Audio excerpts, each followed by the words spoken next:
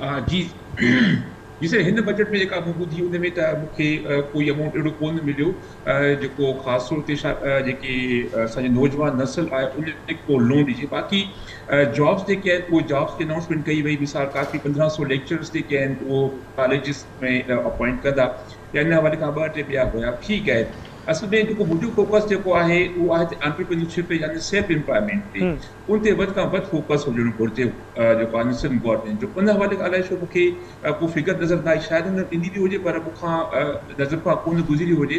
बहरहाल हुकूमत खे इहो करणु घुरिजे त सस्ता लोन ॾे। हाणे 21% जेको तव्हांजो लोन जो इंट्रस्ट रेट आहे, उन ते केरु जेको आहे पंहिंजो लोन वठी करे ऐं पंहिंजो कारोबार शुरू कंदो। कारोबार शुरू करण लाइ सभ खां अहम जेका शइ उहा आहे पीसफुल इन्वायरमेंट, यानी अमन अमान हूंदो त ज़ाहिर उन में सभ खां वधीक जेको अॻिते वधंदो कमु उहो तव्हांजी इकनॉमिक एक्टिविटी आहे यानी कारोबार आहे।